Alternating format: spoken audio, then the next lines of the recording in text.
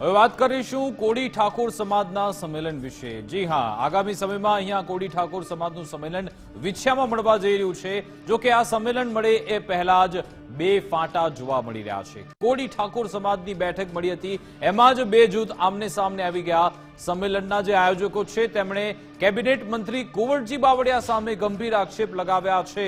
રાજુ સોલંકી આરોપ લગાવ્યો કે સંમેલન ન થાય એ માટે પ્રયત્નો કરવામાં આવી રહ્યા છે। કુંવરજી બાવળિયા અને સમર્થકો પ્રયત્ન કરી રહ્યા છે કે આ સંમેલન થાય જ નહીં। આજની બેઠકમાં પણ તેમના સમર્થકો પહોંચ્યા હતા અને વિરોધ કર્યો હતો। સંમેલન માત્ર સમાજને હક અપાવવા માટે છે તેવું રાજુ સોલંકીએ કહ્યું। સંમેલનમાં કોઈ પણ રાજકીય વાત નહીં કરાય, કોઈ પણ વ્યક્તિ પક્ષનો ખેસ પહેરીને સ્ટેજ પર નહીં આવે તેવું પણ કહેવામાં આવ્યું। 9 માર્ચે વિછિયામાં કોળી ઠાકોર સમાજનું સંમેલન છે। એ સંમેલન મળે એ પહેલા જ હવે બે જૂથ અલગ અલગ જોવા મળી રહ્યા છે। આ બેઠકના દ્રશ્યો છે કે જેમાં ચર્ચી થઈ હતી, ઉગ્ર બોલાચાલી થઈ હતી। એકનું એવું કહેવું છે કે તમે કુંવરજીના સમર્થકો છો, તમે આ સંમેલન મળે જ નહીં, આ સંમેલન નિષ્ફળ જાય તેવા પ્રયત્ન કરી રહ્યા છો। બીજા લોકોને એવું કહેવું છે કે ભાઈ તમે અહીંયા આ સમાજને ગેરમાર્ગે દોરવાનું કામ કરી રહ્યા છો। શું પ્રતિક્રિયા આપવામાં આવી તે સાંભળીએ। 9મી તારીખે સંમેલન થવા જઈ રહ્યું છે। અમે જાણીએ છીએ કે ઘણા લોકો આનો વિરોધ કરે છે અને સંમેલનના એવા મેસેજ આપે છે કે આ રાજકીય સંમેલન છે અને કોઈ મંત્રીના કે કોઈ વ્યક્તિના વિરોધમાં છે। પરંતુ હું રાજુ સોલંકી વીર માંધાતા કોળી સમાજ સંગઠન ગુજરાત અધ્યક્ષ આપની ટીવી ચેનલના માધ્યમથી આજે પ્રેસ કોન્ફરન્સમાં કહેવા માંગુ છું કે ગુજરાતના ખૂણે ખૂણેથી જે સમાજના લોકો છે, જે સમાજને જેની ચિંતા, સમાજની જેને ચિંતા છે, આવા સંગઠનો, આવા વ્યક્તિઓ, આવા આગેવાનો, સામાજિક હોય કે રાજકીય, તમામ પક્ષના રાજકીય અને સામાજિક આગેવાનોને આ મંચ ઉપર ખુલ્લું આમંત્રણ છે। એમના માટે દ્વાર ખુલ્લા છે।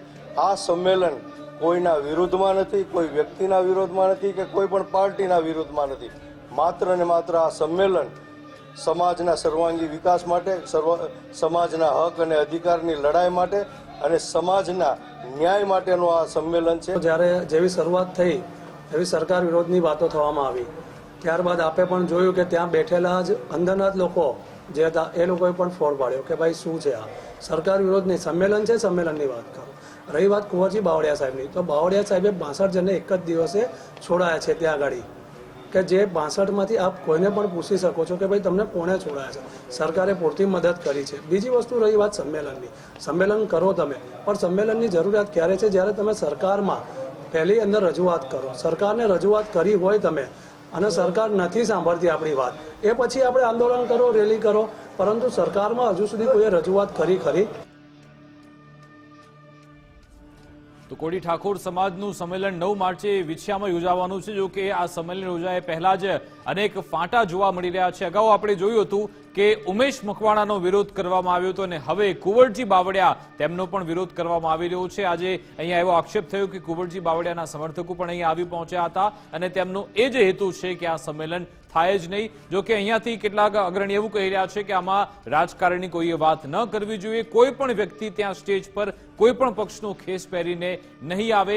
ઘણા બધા લોકોનું પ્રયત્ન એવું છે, રાજુ સોલંકીનું કહેવું છે કે સંમેલન ન યોજાય તે માટે પ્રયત્નો કરવામાં આવી રહ્યા છે। કુંવરજી બાવળિયા અને તેમના સમર્થકો આ અંગેનો પ્રયાસ કરી રહ્યા છે કે આ સંમેલન થાય જ નહીં અને એટલા માટે જ આજની બેઠકમાં કુંવરજી બાવળિયાના સમર્થકો પહોંચ્યા હતા અને વિરોધની શરૂઆત કરી હતી। જો કે આ અમારું સંમેલન માત્ર સમાજને હક અપાવવા માટે જ છે તેવું રાજુ સોલંકીએ કહ્યું। સંમેલનમાં કોઈ પણ રાજકીય વાત કરવામાં આવશે નહીં, ફક્ત ને ફક્ત કે જે સમાજના યુવાનો સામે કેસ દાખલ થયા છે એ કેસ પરત લેવામાં આવે તેની અમારી એક મુખ્ય માંગ છે। એ માંગને લઈને આ સંમેલન મળવા જઈ રહ્યું છે। જો કે આમાં પણ હવે પક્ષાપક્ષી થઈ રહી છે, સમાજકારણની સાથે સાથે રાજકારણ પણ થઈ રહ્યું છે। રાજુ સોલંકી ચોક્કસથી કહી રહ્યા છે કે આ કોઈ એક પક્ષ સામે આ સંમેલન મળવા નથી જઈ રહ્યું, પરંતુ એક વાત તો ચોક્કસ છે કે આ સંમેલન સરકારની સામે છે। એટલા માટે કારણ કે સરકારને જ આ લોકો વિનંતી કરી રહ્યા છે કે કેસ પરત ખેંચવામાં આવે અને સરકાર છે ભાજપની, કુંવરજી બાવળિયા હાલ સરકારમાં મંત્રી છે। એનો મતલબ કે કુંવરજી બાવળિયા નથી ઈચ્છતા કે આ સંમેલન થાય તેવું અહીંયાથી એક મેસેજ આપવામાં આવી રહ્યો છે। અગાઉ પણ એક ઓડિયો ક્લિપ વાયરલ થઈ હતી જેમાં કુંવરજી બાવળિયાનો એક કથિત ઓડિયો હતો જેમાં કુંવરજી બાવળિયા કહેતા જોવા મળે છે કે ભાઈ તમે સરકાર સામે ધૂળ ઉડાડવાનું બંધ કરો, હું આમાંથી હાથ પાછા ખેંચી લઈશ તો પછી બધું ઠરી જશે, એવું પણ કુંવરજી બાવળિયા એ ઓડિયો ક્લિપમાં કહેતા જોવા મળે છે। ત્યારબાદ બીજો એક ઓડિયો ક્લિપ વાયરલ થઈ હતી, જેમાં પણ કેટલાક એવા સંવાદ થયા હતા આ સંમેલન લઈ કે કેટલાક લોકો સંમેલનને દબાવવાનો પ્રયત્ન કરી રહ્યા છે, કેટલાક લોકો આ સંમેલન થાય જ નહીં તે માટેના પ્રયત્નમાં છે. અને હવે વધુ એક આવા સમાચાર આ સંમેલનને લઈ સામે આવ્યા. રાજુ સોલંકી આપણી સાથે ફોન લાઈન પર જોડાઈ ગયા છે, તેમની સાથે વાત કરીએ. રાજુ સોલંકી, ખરેખર શું આ એક કોઈ રાજકીય પક્ષ સામે સંમેલન છે કે પછી સમાજના હક માટે પ્રશ્ન આ સંમેલન મળી રહ્યું છે? જી, ગુજરાત ફર્સ્ટમાં તમામ દર્શક મિત્રોનું સ્વાગત છે. અને ખાસ કરીને આ જે ચર્ચાઓ ઘણા સમયથી જ્યારથી સંમેલનની જાહેરાત થઈ છે, તો આપને હું જણાવું છું કે ખરેખર આ સંમેલન માત્ર ને માત્ર સામાજિક સંમેલન છે. આ કોઈ વ્યક્તિના વિરોધમાં સંમેલન નથી, આ કોઈ પાર્ટી કે પક્ષના વિરોધમાં સંમેલન નથી, પરંતુ જ્યારે 9મી તારીખે સમગ્ર ગુજરાતભરની અંદરથી જે કોળી સમાજના લોકો છે, ખરેખર ગુજરાતની અંદર છેલ્લા 20 વર્ષથી કોળી સમાજ ઉપર જે થતા અન્યાય અને અત્યાચારો, અવારનવાર થતા અન્યાય અને અત્યાચારો, આનાથી કોળી સમાજ તંગ આવી ગયો છે, ગળે આવી ગયો છે. અને રહી વાત જે અન્યાય અને અત્યાચારો થાય છે, એમાં કોળી સમાજને ક્યાંય ન્યાય મળતો નથી. કોળી સમાજને ન્યાય મળતો નથી. જે લોકોની જવાબદારી છે, જે લોકોની ફરજમાં આવે છે, એ લોકો જ્યારે જ્યારે પણ આવા અત્યાચાર કે અન્યાય થાય કે આવી વિછ્યા જેવી ઘટના બને ત્યારે મૌન સેવીને બેઠા રહે છે. મારે એ પૂછવું છે કે ખરેખર આ લોકોની શું મજબૂરી છે? આજે સમાજે એટલા મત આપીને જયારે અચ્છા રાજુભાઈ, કુંવરજી બાવળિયાનું તેમનું શું કેવું છે? એ આ સંમેલનના સમર્થનમાં છે કે નહીં? એમની સાથે વાત થઈ આપની?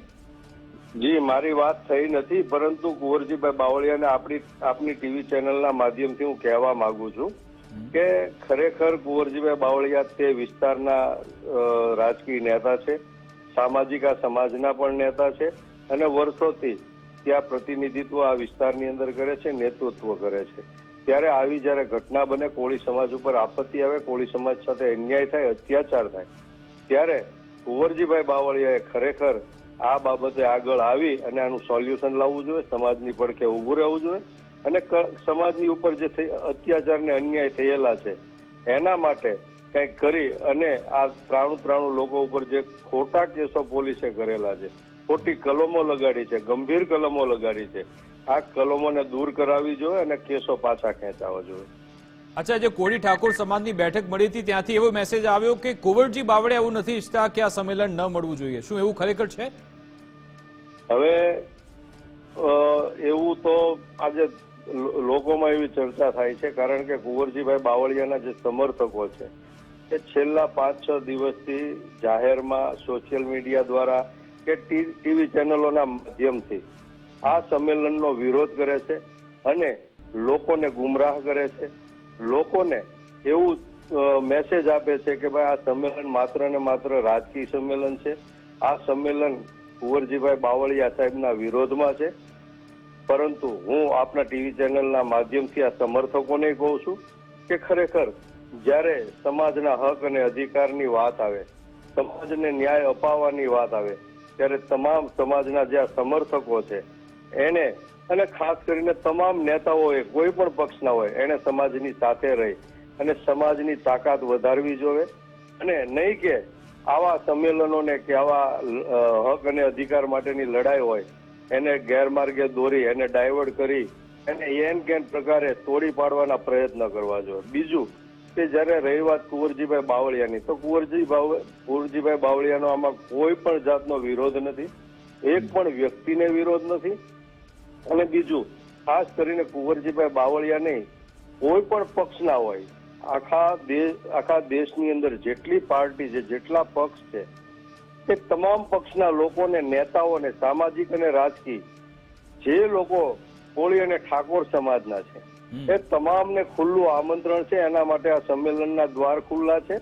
એને આવી અને કોળી સમાજને ન્યાય અપાવવા માટે, એના હક અને અધિકારની લડાઈ લડવા માટે આગળ આવવું જોઈએ એવું મારું ચોક્કસપણે માનવું છે. પરંતુ આ સંમેલનને ડાયવર્ટ કરવા માટેના ખૂબ પ્રયત્ન થઈ રહ્યા છે. કોળી સમાજની કમનસીબી છે અને એક ચિંતાનો વિષય છે. બિલકુલ આભાર રાજુભાઈ અમારી સાથે જોડાવા બદલ, વાતચીત કરવા બદલ. રાજુ સોલંકી કહી રહ્યા છે કે આ સંમેલન કોઈ રાજકીય પક્ષ સામે, કોઈ રાજકીય વ્યક્તિ સામે નથી, આ ફક્ત સમાજના હક માટે છે. જોવાનું રહેશે હવે સંમેલન મળે ત્યારબાદ શું અહીંયા એજન્ડા નક્કી થાય છે ને ત્યારબાદ આગળની રણનીતિ પણ આપણે તેના પર નજર રાખીશું.